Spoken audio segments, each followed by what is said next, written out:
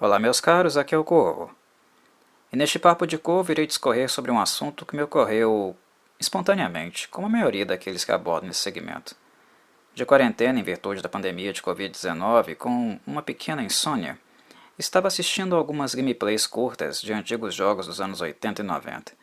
E de repente comecei a me lembrar do que foi ter contato com essas mídias durante a infância. Este assunto já foi abordado várias vezes no YouTube pelos gamers, visto que a rede social se tornou, majoritariamente, a casa deles. Há alguns que se dedicam apenas ao retro gaming, inclusive. Por um momento me perguntei se seria realmente pertinente abordar o tema. Não estava tão convencido assim de que seria uma boa ideia, mas no fim acabei decidindo gravar porque cheguei à conclusão de que, embora eu venha da mesma geração que alguns deles vêm, certamente crescemos e vivemos em contextos sociais diferentes, em realidades que não necessariamente foram as mesmas, cidades diferentes e estilos de vida diferentes. E ainda tem um aspecto biográfico de cada um, aquilo que faz com que o relato de experiência e as memórias sejam únicas. Portanto, falarei da época, de games, mas estarei falando do lugar que eu vim, sem pretensão de generalização. Trata-se daquilo que eu acompanhei e participei dentro de um contexto. Sem mais delongas, vamos ao que interessa. Primeiramente, preciso esclarecer o que significa o termo gamer aqui. Este termo tomou contornos e significados muito diferentes com o passar do tempo. O que os mais novos entendem por ser gamer não é o mesmo que as pessoas que viveram durante os anos 90 entendiam. Naquela época sequer era comum e difundido os campeonatos profissionais que temos atualmente. E embora algumas pessoas acreditem que o gamer é aquele que se dedica esportivamente aos games, que pratica ou compete, afirmo que isso é apenas um reducionismo. A definição, como mencionei, sequer é algo que se manteve homogênea. Ela é mutável. No entanto, há um aspecto que se mantém: o interesse e o prazer pelo assunto. Existe muito preconceito envolvido naquilo que supostamente definiria o que é um gamer, assim como há também em outros campos e atividades, como por exemplo na música. Quem nunca ouviu alguém estufar o peito por aí para chamar outra pessoa de poser? Esse tipo de comportamento revela egos muito frágeis, que precisam investir em si próprios e que o fazem desqualificando os outros, para assim se sentirem especiais ou inseridos em algum grupo privativo. Os gamers também fazem isso. Se uma pessoa joga só um tipo de jogo, logo afirmam que essa pessoa não é gamer. Se ela não compete, também se referem a ela como uma subclasse de gamer. Esse tipo de elitismo e segregacionismo é muito comum de observarmos até hoje, algo que fica evidenciado inclusive na guerra entre consoles e PC. Um grupo tentando desqualificar o outro a todo instante. Vou dizer uma coisa a vocês. Para ser gamer, você não precisa preencher nenhum desses pré-requisitos que muitas vezes essas milícias virtuais autoritariamente tentam impor. Não importa a idade que tenha, não importa se você jogava no console da Sega ou da Nintendo no passado, ou se joga com o da Microsoft ou da Sony hoje. Não importa se você joga no PC, e fazê-lo muito menos te faz mais ou menos gamer que alguém, porque você tem placa de vídeo X ou Y. Não importa se você tem patrocínio para competir em campeonato profissional, ou se apenas procura distração emulando alguns jogos antigos no seu celular.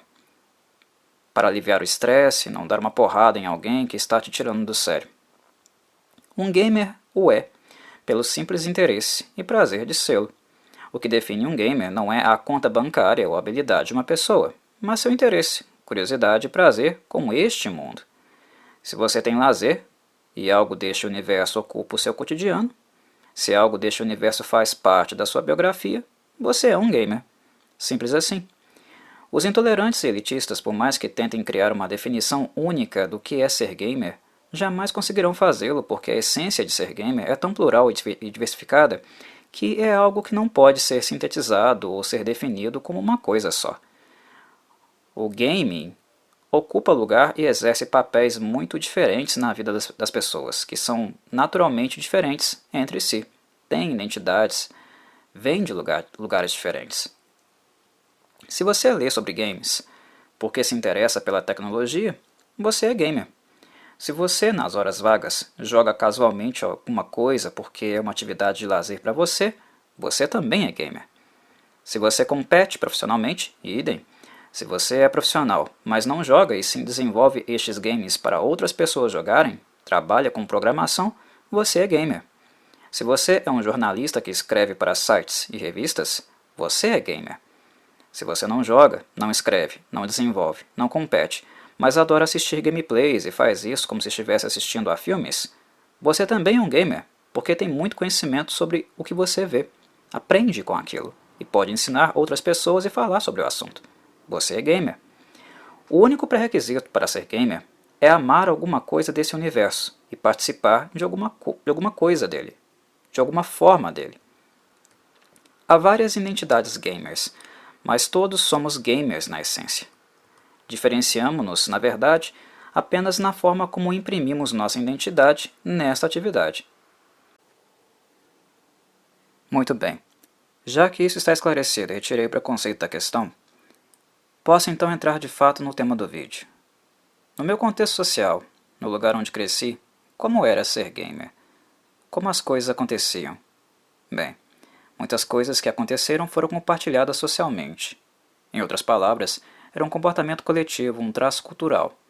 E outras que aconteceram diziam respeito unicamente à minha realidade individual, uma marca de identidade e personalidade.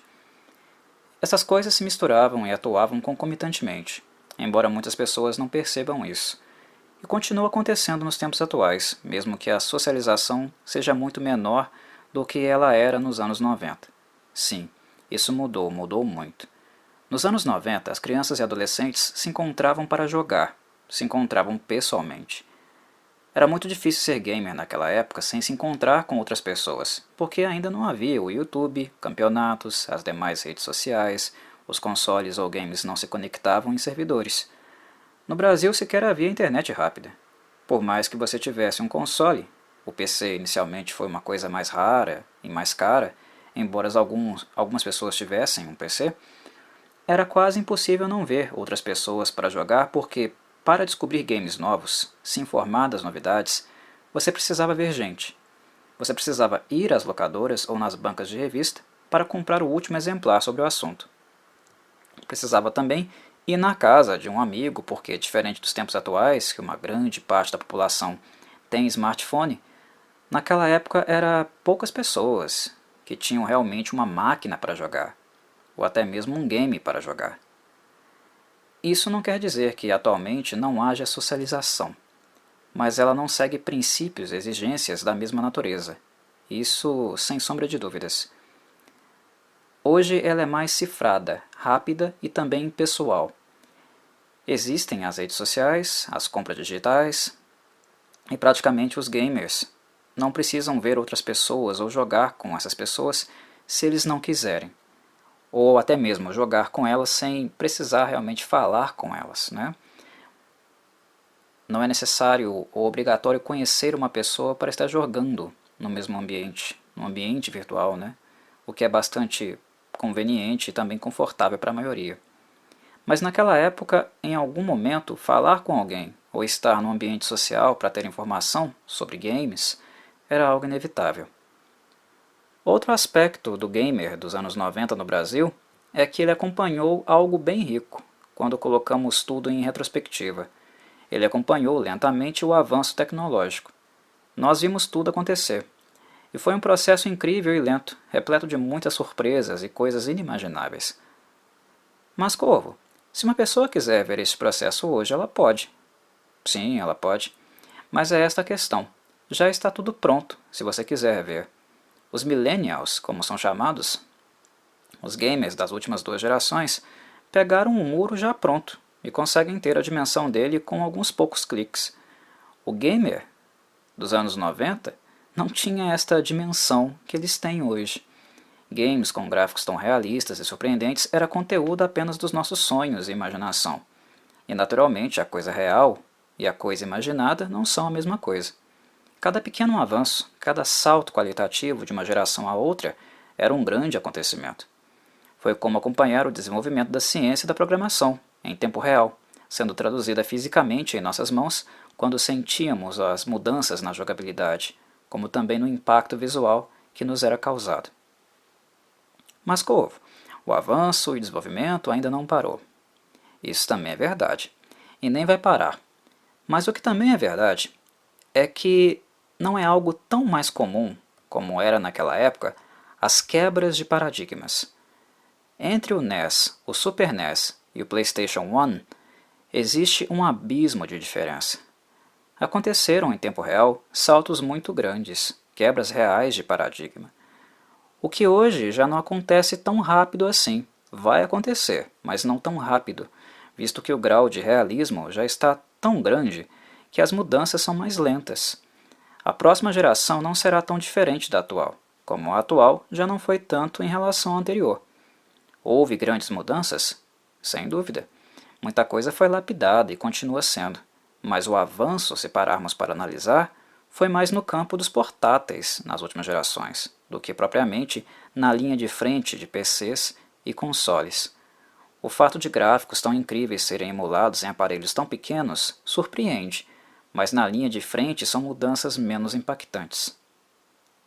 O game brasileiro, dos anos 90, sofreu impactos mais frequentes, principalmente pelo fato dele, na maior parte do tempo, ser surpreendido principalmente pela falta de informação que ele tinha. O mundo das crianças, atualmente, é um mundo muito diferente porque elas crescem com toda a informação e também a desinformação disponível. Este mundo não existia naquela época. Quando a informação chegava, a surpresa aparecia. Parecíamos tribais, nativos de uma ilha vislumbrados com um avião de ferro que caía no meio dela. Nós não tratávamos o avião como o grande pássaro de ferro que caiu do céu, mas era quase isso. Um console novo era motivo para todos ficarem babando nas locadoras. Até mesmo os adultos, que nunca tinham visto algo diferente de uma TV na vida, ficavam lá curiosos para saber que diabo de caixa nova era aquela. O efeito era muito mais impactante porque, diferente de hoje, nós não podíamos acompanhar cada passo, cada notícia sobre um projeto e desenvolvimento de um PC novo, um console ou uma placa de vídeo nova. Naquela época nós só descobrimos isso quando o produto já estava terminado e já inserido no mercado para comércio. Esse era um dos motivos das pessoas se reunirem tanto em locadoras, por exemplo, a novidade. Quando ela saía, era realmente uma novidade. Nós não víamos o passo a passo. Hoje, se você quiser realmente acompanhar, você acompanha. No início, elas eram apenas um lugar que você ia para alocar mesmo, né, o game novo, porque poucas pessoas eram realmente abastadas para poder ficar comprando cartuchos. As locadoras nasceram como lugares com o mesmo aspecto e função das locadoras de filmes em VHS, que depois passaram a ser de DVD, migraram para o Blu-ray e finalmente morreram, substituídas pela internet e os serviços de streaming. Mas esse aspecto logo mudaria. Ela passaria a ter um aspecto social também, porque era nas locadoras onde você conseguiria mais informação, com pessoas com interesse comum e também que tinham interesse em pesquisar, cada um na sua realidade. E se elas descobrissem alguma coisa, a locadora era o lugar de contar as boas novas. Antes que eu fale mais das locadoras, sobre, além da função comercial, elas terem também a função social, tem algo que eu preciso grifar por ser muito importante. O Brasil também era um lugar bastante atrasado em termos de tecnologia. Quando uma tecnologia chegava aqui, ela já estava obsoleta nas sedes de fabricação, nos países que fabricavam o hardware e o software. A produção nacional de consoles e computadores foi algo que demorou a acontecer aqui. E sendo assim, o gamer que cresceu nos anos 90 acabou vendo basicamente a história toda do gaming ao vivo e a cores. Porque enquanto o Atari estava obsoleto para o resto do mundo, para os países de primeiro mundo, digamos, ele era a novidade da vez aqui. Tudo era novidade, porque chegava atrasado. Nós vimos os games nos disquetes, vimos o Atari, então vieram os consoles da Sega, como o Mega Drive, o Master System, nós vimos o NES, depois o Super NES, vimos os arcades, mais conhecidos aqui como fliperamas, tudo ao vivo e chegando em lojas e locadoras como uma novidade do mercado, o que na verdade não era mais. É porque demorava um pouquinho para o brasileiro conhecer as coisas, inclusive os computadores de mesa, visto que eles eram, como eu havia mencionado anteriormente, coisa de rico. Mas inclusive o processo de introdução dos computadores também foi algo bem parecido. Ele começou a ser inserido aos poucos e os computadores brasileiros não eram os de ponta também, digamos. Quando a Sony apareceu com seu impressionante PlayStation causando aquele alvoroço, impacto gigantesco com seus games em CD, em 3D, o impacto foi muito forte porque, de certa maneira, os gamers da época acompanharam a árvore genealógica, uma linha do tempo, eles tinham consciência dela.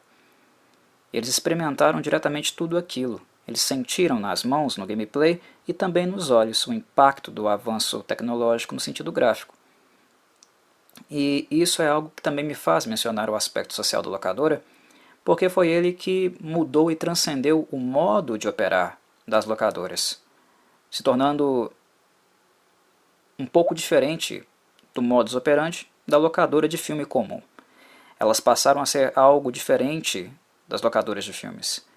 Elas viraram literalmente pontos de encontro. Ao invés de apenas alugar games, essas locadoras expandiram e viraram salões de jogatina, no mesmo modelo dos antigos cassinos. Mas aqui crianças, adolescentes e também adultos pagavam pela hora de jogo. E o que supostamente era uma coisa para chegar, parar, jogar e ir embora, em pouco tempo virou ponto de encontro. Porque, diferente das máquinas dos cassinos, os games estimulavam competitividade, atividades colaborativas e competitivas. E como eles eram lançados mais frequentemente, com uma variedade grande de títulos, todo mundo passava por lá para saber se tinha alguma coisa nova. Se alguém comprava alguma revista, que era a principal fonte de informação da época, era para a locadora que esses jovens iam depois do período escolar.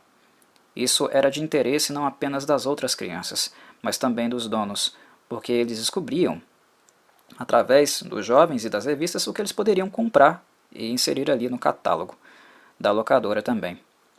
Quando eu mencionei cassinos, é importante dizer, no Brasil era proibido e continua sendo, né, o jogo de azar, mas foi só um exemplo para vocês entenderem o sentido da coisa. Porque diferente dos cassinos, as lojas de videogame não eram criminalizadas também, no mesmo aspecto. Elas não foram consideradas jogos de azar.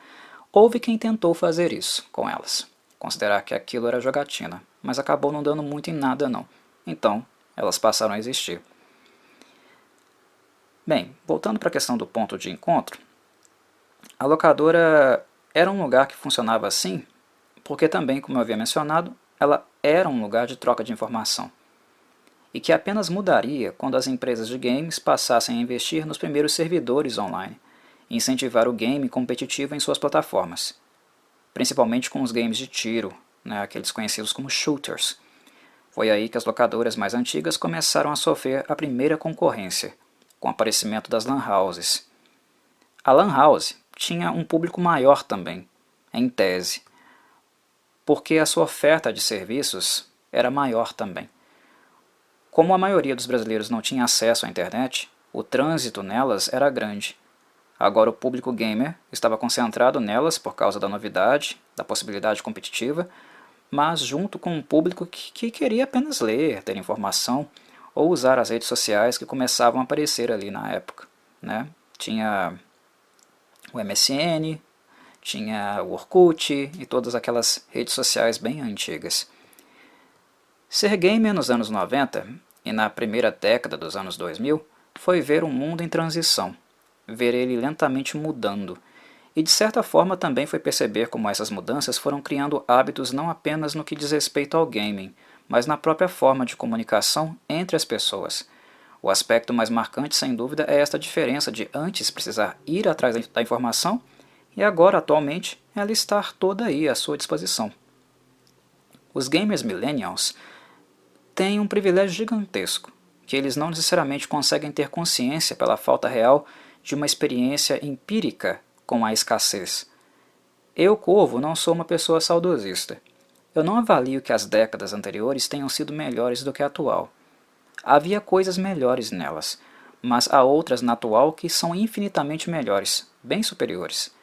O que de fato interessa para mim neste ponto é refletir se as pessoas conseguem extrair o melhor do seu tempo, daquilo que este tempo tem a oferecer. E às vezes, ser retrô é interessante não para afirmar que o passado foi melhor. Isso é saudosismo, é nostalgia.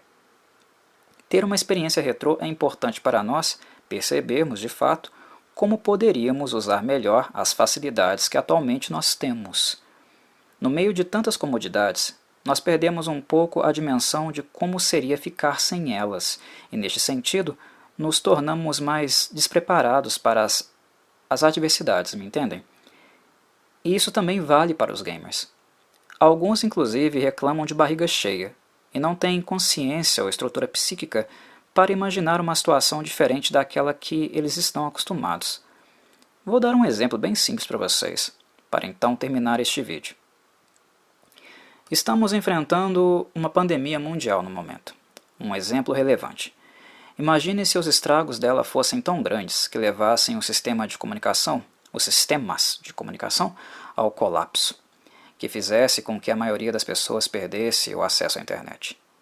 Há pessoas com 15 e 20 anos de idade que literalmente nunca viveram num mundo onde a internet não existe. Elas nunca se comunicaram sem ela. Elas nunca precisaram se locomover muito para descobrir as coisas sem ela. Elas nunca precisaram sair de casa, pegar um ônibus para ir numa biblioteca pesquisar. Nunca precisaram parar numa banca de jornal para ler. Nunca precisaram ir à casa de um amigo para ter notícias de algo ou alguém. Entendem o que eu digo? Muitas pessoas não se dão conta disso, mas muitas já estão vivenciando essa realidade no mundo. A mesma realidade de gente que até hoje, por questão de pobreza e desigualdade social, não foi inserida ainda na era digital. Pessoas sofrendo esse tipo de privação e sem sair de casa para não morrer e também para não colocar em risco a vida de seus semelhantes. E isso foi uma coisa que a pandemia trouxe. Essa necessidade de repensar, a sua própria organização. Agora imaginem um mundo onde a pandemia passasse, mas que as empresas de comunicação enfrentassem o tal colapso, que demoraria aí 2 ou 3 meses para tudo ser restabelecido nos pequenos centros, nas pequenas cidades. Imagine as pessoas ficando sem internet por 2, 3 meses. Aí está, meus caros. Nós estamos de volta à década de 90. Vocês vão chegar em casa e na sua estante estarão lá seus games favoritos. Isso se vocês ainda gostam do produto físico, como eu ainda gosto. Gosto de ter o disco, a capa na mão. Caso contrário, se eles não estiverem na estante, eles vão estar lá na sua biblioteca virtual, traduzindo, no HD do seu console. Isso se você baixou. Se você não o fez, já era, não tem acesso. Você não jogará. Os games que só funcionam online, idem. Jogos online não vão funcionar, sem jogatina. Você sequer saberá, se não sair de casa, se não comprar uma revista ou algo assim, o que está acontecendo no momento. O que as empresas apresentaram nas suas conferências. O seu smartphone voltará a ser útil para fazer ligações à moda antiga, ao invés de pequenos textos via WhatsApp. O YouTube ou o Facebook não irá te notificar mais sobre absolutamente nada do que acontece acerca dos seus temas de interesse. Você está por sua conta. E basicamente é isso. Era assim que era ser gamer nos anos 90. Isso era ser gamer naquela época. Alguém que, além de gostar de games, tinha um pouco do espírito aventureiro. Era necessário aventurar-se um pouco e gostar de fazer isso, porque caso você não fizesse, não se aventurasse, a informação não viria até você. E havia coisas muito boas e ruins nisso tudo. Mesmo com a pouca comodidade, encontravam-se algumas surpresas e imprevisibilidades no meio do caminho. Nós éramos surpreendidos. Toda época tem dessas coisas. Aos dentes de leite que me ouviram até aqui, daqui a 20 anos vocês darão alguns testemunhos como este.